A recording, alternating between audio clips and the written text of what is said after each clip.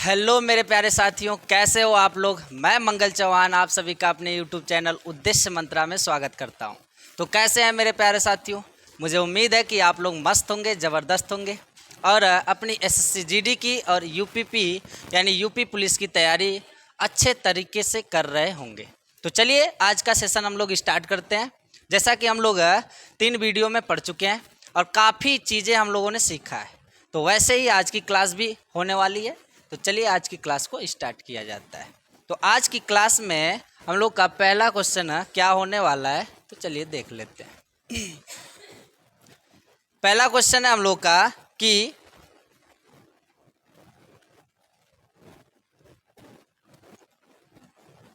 नई ब्याही बहू को क्या कहा जाता है। नई ब्याही बहू को क्या कहा जाता है, तो उसका उत्तर होता है नववधू। क्या कहा जाता है? नववधू। सेकंड क्वेश्चन क्या है कि 1 से 10 वर्ष तक की लड़की को क्या बोला जाता है। जैसे हम लोग पिछले वीडियो में पढ़े थे कि 12 से लेकर 16 वर्ष की लड़की को क्या बोला जाता है, तो हम लोग पढ़े थे किशोरी कहा जाता है। ठीक उसी प्रकार यहाँ पर कहा गया है कि 1 से लेकर 10 वर्ष तक की लड़की को क्या बोला जाता है, तो कन्या बोला जाता है। क्या बोला जाता है? कन्या बोला जाता है। ठीक है। नेक्स्ट क्वेश्चन क्या कहा गया है कि जिस लड़की की शादी नहीं हुई हो, जिस लड़की की शादी नहीं हुई हो उसे क्या बोला जाता है, तो उसे बोला जाता है कुमारी। कुमारी भी बोला जाता है और कहीं न कहीं कुंवारी भी बोला जाता है। ठीक है। तो चलिए नेक्स्ट क्वेश्चन को देख लेते हैं। पुस्तक की हाथ से लिखी प्रति को क्या बोला जाता है। पुस्तक की हाथ से लिखी प्रति को क्या बोला जाता है, तो इसे पांडुलिपि बोला जाता है। बल्कि इसे मोस्ट इम्पॉर्टेंट कर लीजिएगा, पांडुलिपि बोला जाता है, इसे मोस्ट इम्पॉर्टेंट कर लीजिएगा क्योंकि ये पूछा गया क्वेश्चन है। ठीक है कि पुस्तक की हाथ से लिखी प्रति को क्या बोला जाता है। जो स्त्री कविता रचती है उसे क्या बोला जाता है। जो स्त्री कविता रचती है उसे क्या बोला जाता है, तो उसे बोला जाता है कवयित्री। क्या बोला जाता है? कवयित्री बोला जाता है। उसे कवयित्री बोला जाता है। ठीक है, उसे कवयित्री बोला जाता है। तो चलिए नेक्स्ट क्वेश्चन हम लोग देख लेते हैं। नेक्स्ट क्वेश्चन में क्या है कि जिस स्त्री का भाग्य अच्छा हो, जिस स्त्री का भाग्य अच्छा हो उसे क्या बोला जाता है, तो उसे बोला जाता है सुभगा। उसे क्या बोला जाता है, तो सुभगा बोला जाता है। ठीक है। तो नेक्स्ट क्वेश्चन क्या है? नेक्स्ट क्वेश्चन क्या है कि जिस स्त्री का भाग्य खराब हो, जिस स्त्री का भाग्य खराब हो उसे क्या बोला जाता है, तो उसे बोला जाता है दुर्भगा। क्या बोला जाता है? दुर्भगा। और जिस स्त्री का भाग्य अच्छा हो उसे क्या बोला जाता है, तो उसे बोला जाता है सुभगा। ठीक है, सुभगा दुर्भगा, है ना। नेक्स्ट कि जिस स्त्री के एक ही संतान हो, जिस स्त्री के एक ही संतान हो उसे क्या बोला जाता है, तो उसे बोला जाता है काकवंध्या। क्या बोला जाता है? काकवंध्या। और जिस स्त्री के पास एक भी पुत्र या एक भी संतान न हो उसे क्या बोला जाता है, तो उसे बोला जाता है बांझ, या उसे क्या बोला जाता है? बांझ या वंध्या। क्या बोला जाता है? बांझ या वंदा। जिस स्त्री के एक भी संतान न हो। ठीक है। और जिस स्त्री के एक ही संतान हो उसे काकवंध्या बोला जाता है। नेक्स्ट क्वेश्चन चलिए देख लेते हैं। नेक्स्ट क्वेश्चन में क्या है कि वह स्थान जहां लोगों का मिलन हो उसे क्या कहा जाता है। वह स्थान जहां लोगों का मिलन हो उसे क्या बोला जाता है, तो उसे बोला जाता है सम्मेलन। उसे क्या बोला जाता है? सम्मेलन बोला जाता है। सम्मेलन बोला जाता है। तो चलिए बातें जो है आपको समझ में आ रही होंगी। चलिए नेक्स्ट क्वेश्चन की ओर। ठीक है, नेक्स्ट क्वेश्चन को हम लोग देख लेते हैं। नेक्स्ट क्वेश्चन क्या है हम लोग का कि जिस व्यक्ति में संसार के प्रति मोह न रहा हो, जिस व्यक्ति में संसार के प्रति मोह न रहा हो उसे क्या बोला जाता है? तो उसे बोला जाता है वितरागी। उसे क्या बोला जाता है? वितरागी। इसे भी मोस्ट इम्पोर्टेंट कर लीजिएगा, वितरागी। ठीक है, हाँ, वितरागी। और वह कन्या जिसके विवाह का वचन दे दिया गया हो, वह कन्या जिसके विवाह का वचन दे दिया गया हो उसे क्या बोला जाता है? तो उसे बोला जाता है वाग्दत्ता। उसे क्या बोला जाता है? वाग्दत्ता। ठीक है, और नेक्स्ट क्वेश्चन क्या है कि हंस के समान चलने वाली, हंस के समान चलने वाली को क्या बोला जाता है? तो उसे बोला जाता है हंसगामिनी। उसे क्या बोला जाता है? हंसगामिनी। ये काफ़ी सरल है। हंस के समान चलने वाली को हंसगामिनी आराम से आप याद कर सकते हैं, केवल एक नज़र देखने की ज़रूरत है। ठीक है, नेक्स्ट क्वेश्चन क्या है कि मधुर वचन बोलने वाली स्त्री को क्या कहते हैं? मधुर वचन बोलने वाली स्त्री को क्या कहते हैं? तो उसे बोलते हैं प्रिय वंदा। प्रिय वंदा कहा जाता है, प्रिय वंदा कहा जाता है। ठीक है, नेक्स्ट क्वेश्चन क्या है कि हथनी की तरह या हथनी के समान चलने वाली स्त्री को क्या बोला जाता है? तो उसे बोला जाएगा गजगामिनी। उसे क्या बोला जाएगा? गजगामिनी। ठीक है, तो चलिए अब नेक्स्ट क्वेश्चन देख लेते हैं क्या बोला गया है। नेक्स्ट स्लाइड वही है, चलिए फिर नेक्स्ट देख लेते हैं। बोला गया है कि मयूर की तरह, मयूर की तरह सुंदर आँखों वाली, मयूर की तरह सुंदर आँखों वाली स्त्री को क्या बोला जाता है? तो उसे बोला जाता है मयूराक्षी। क्या बोला जाता है? मयूराक्षी। ठीक है, मयूर की तरह सुंदर आँखों वाली को मयूराक्षी बोला जाता है। नेक्स्ट, मछली की तरह सुंदर आँखों वाली को क्या बोला जाता है? तो उसे मीनाक्षी भी बोला जाता है, उसे मीनाक्षी कहा जाता है। और मछली की पर्यायवाची मीन सुने होंगे, मीन होता है, तो मीन और मीनाक्षी दोनों कॉमन है। ठीक है, दोनों कॉमन है ना। जब बोला जाए स्त्री को लगाकर बोला जाए कि मछली की तरह सुंदर आँखों वाली, तब मीनाक्षी। और मछली की यदि आपसे पर्यायवाची पूछा जाए तो आप मीन बता सकते हैं। ठीक है, नेक्स्ट, मृग की तरह सुंदर आँखों वाली, यानी कह सकते हैं कि हिरण की तरह सुंदर आँखों वाली को क्या बोला जाता है? तो उसे मृग नयनी बोला जाता है। उसे क्या बोला जाता है? मृग नयनी बोला जाता है। ठीक है, नेक्स्ट क्वेश्चन क्या है कि वह स्त्री जिसका पति एवं पुत्र दोनों ही न हो, वह स्त्री जिसका पति एवं पुत्र दोनों ही न हो उसे क्या बोला जाता है? तो उसे बोला जाता है अविराह। क्या बोला जाता है? अविराह। इसे भी मोस्ट इम्पोर्टेंट कर लीजिएगा। नेक्स्ट, मनमाना आचरण करने वाली स्त्री को क्या बोला जाता है? मनमाना आचरण करने वाली स्त्री को क्या बोला जाता है? तो उसे भी अविरा ही बोला जाता है, उसे भी अविरा ही बोला जाता है। ठीक है, तो चलिए नेक्स्ट क्वेश्चन क्या है हम लोग का। नेक्स्ट क्वेश्चन है कि उच्च वर्ण के पुरुष के साथ निम्न वर्ण की स्त्री का विवाह। उच्च वर्ण के पुरुष के साथ निम्न वर्ण की स्त्री का विवाह क्या कहलाता है? तो उसे अनुलोम विवाह कहते हैं। उसे क्या कहते हैं?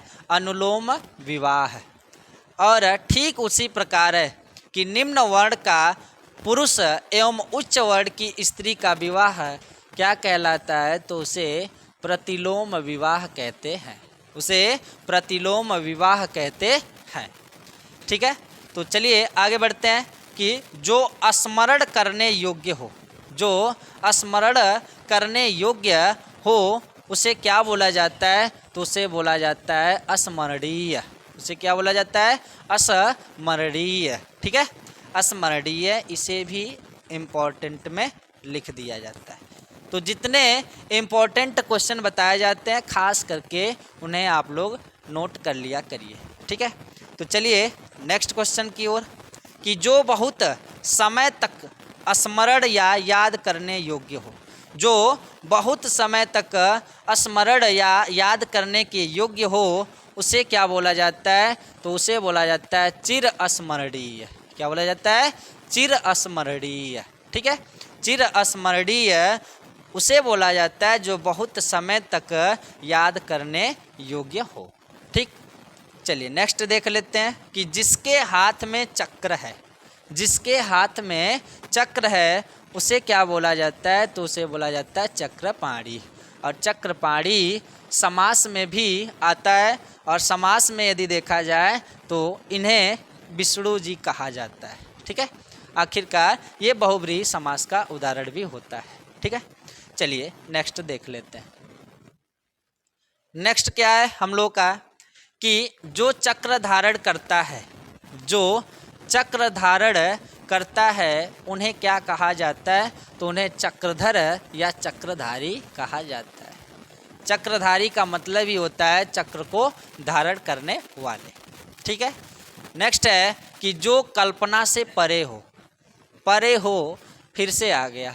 हम बोले थे बार बार कि यदि परे हो दे देता है तो इतना समझ जाया करिए कि अतीत की बातें हो रही है। ठीक है, अतीत की बातें हो रही है तो आराम से आप लिख सकते हो। जैसे जो कल्पना से परे हो उसे क्या कहा जाएगा? तो कल्पनातीत। क्या कहा जाएगा? कल्पनातीत कहा जाएगा। नेक्स्ट क्वेश्चन क्या है, कि जो मापा न जा सके, जो मापा न जा सके उसे क्या बोला जाता है? तो उसे बोला जाता है अपरिमित या अपरिमेय। अपरिमित या अपरिमेय। और यहीं पर यदि रहता कि जो मापा जा सके, जो मापा जा सके, जा सके तो उसे क्या कहेंगे? तो परिमेय कहेंगे। ठीक है, परिमेय, परिमेय या परिमित कहा जाएगा, या परिमित कहा जाएगा। चलिए देख लेते हैं, जो खाने योग्य हो, जो खाने योग्य हो उसे क्या कहा जाएगा? तो उसे कहा जाता है खाद्य। जो खाने योग्य हो उसे क्या कहा जाता है? तो उसे कहा जाता है खाद्य। ठीक है, और जो जानने योग्य हो उसे क्या कहा जाता है? जो जानने योग्य हो उसे क्या कहा जाता है? तो उसे बोला जाता है ज्ञातव्य। क्या बोला जाता है? ज्ञातव्य। ठीक है, नेक्स्ट क्वेश्चन देख लेते हैं हम लोग। नेक्स्ट क्वेश्चन क्या है हम लोग का, कि जिसका कोई आधार न हो, जिसका कोई आधार न हो उसे क्या बोला जाता है? तो उसे बोला जाता है निराधार। उसे क्या बोला जाता है? तो निराधार बोला जाता है। जो एक से ज़्यादा भाषा बोलता है, जो एक से ज़्यादा भाषा बोलता है उसे क्या बोला जाता है? तो उसे बहुभाषी कहा जाता है। उसे क्या कहा जाता है? बहुभाषी कहा जाता है। और जस्ट हम लोग पीछे पढ़े थे कि कम बोलने वाले को क्या कहते हैं? कम बोलने वाले को क्या कहते हैं? चलिए फटाफट बता दीजिए, कम बोलने वाले को क्या कहा जाता है? कम बोलने वाले को क्या कहा जाता है? तो क्या कहा जाता है? अब तक आपके उत्तर आ जाने चाहिए। कम बोलने वाले को मितभाषी कहा जाता है। क्या बोला जाता है? मितभाषी। ठीक है, और जो एक से ज़्यादा भाषा बोलते हैं उन्हें बहुभाषी बोला जाता है। नेक्स्ट देख लेते हैं, कि जो एक से ज़्यादा भाषा जानता है, जो एक से ज़्यादा भाषा जानता है उसे क्या बोलते हैं? तो बहुभाषाविद बोलते हैं। उसे क्या बोलते हैं? तो बहुभाषाविद बोला जाता है। नेक्स्ट क्वेश्चन क्या है, कि जिसकी कोई अस्पृहा या इच्छा न हो, जिसकी कोई इच्छा न हो उसे क्या बोला जाता है? तो उसे बोला जाता है निष्प्रिय। निष्प्रिय बोला जाता है। ठीक है, चलिए नेक्स्ट देख लेते हैं। नेक्स्ट है हम लोग का मोस्ट इंपॉर्टेंट क्वेश्चन है इस स्लाइड पर, पहले से बता दिया जा रहा है, और बल्कि इसे जरूर नोट कर लीजिएगा, ठीक है। तो चलिए देख लेते हैं। जो युद्ध में स्थिर रहता हो, ये पूछे जा चुके क्वेश्चन है। जो युद्ध में स्थिर रहता है उसे क्या बोलते हैं? तो उसे युधिष्ठिर बोलते हैं। उसे क्या बोला जाता है? युधिष्ठिर बोला जाता है। नेक्स्ट, जो धन को व्यर्थ खर्च करता हो, ध्यान दीजिएगा, इसी में असमंजस रहता है, ठीक है। जो धन को व्यर्थ खर्च करता है, जो धन को व्यर्थ खर्च करता है उसे अपव्ययी कहते हैं। उसे क्या कहते हैं? अपव्ययी कहते हैं। और जो धन को कम खर्च करता है, ठीक है, जो धन को कम खर्च करता है उसे मितव्ययी बोला जाता है। इन्हीं दोनों में सस्पेंस बना रहता है, इन्हीं दोनों क्वेश्चन में सस्पेंस बना रहता है कि जो पूछ देता है कि जो बेकार में खर्च करता है उसे क्या बोला जाता है? तो उसे आप कहेंगे अपव्ययी बोला जाता है। उसे क्या कहेंगे? अपव्ययी बोला जाता है। और जो कम खर्च करता है उसे क्या बोला जाता है? तो उसे मितव्ययी बोला जाता है। और एक और क्वेश्चन बन जाता है कि जो कंजूसी से धन को खर्च करे उसे क्या बोला जाता है? तो उसे कृपण बोला जाता है। क्या बोला जाता है? कृपण बोला जाता है। जो कंजूसी से खर्च करता, ठीक है, जो धन को कंजूसी से खर्च करता हो उसे कृपण बोला जाता है, ठीक। नेक्स्ट क्वेश्चन क्या है कि जो अपने स्थान या स्थिति से अलग न किया जा सके तो उसे बोला जाता है अच्युत, ठीक है, उसे बोला जाता है अच्युत। चलिए नेक्स्ट क्वेश्चन देख लिया जाता है।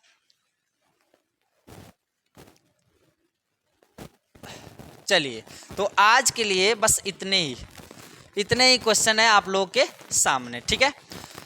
आज का क्लास थोड़ा सा हम लोग का जो है कि छोटा है, बस कुछ विपदाओं के कारण, विपदा में चलिए हम बता ही देते हैं। रीज़न यही है कि आज कुछ ज़्यादा वीडियो बनने वाले हैं, तो टाइम का अभाव है, इसीलिए आज की क्लास जो है थोड़ी सी छोटी बनाई गई है, ठीक है। तो आप लोग टेंशन ना लीजिए, इतने में ही हम लोग लगभग 40 से 45 क्वेश्चन देख चुके हैं, ठीक है। तो कम से कम इतना ही याद कर लीजिए और इतने ही क्वेश्चन को देख कर आइए, फिर भेंट होती है कल के क्लास में, ठीक है। तो आज की क्लास यहीं तक, धन्यवाद।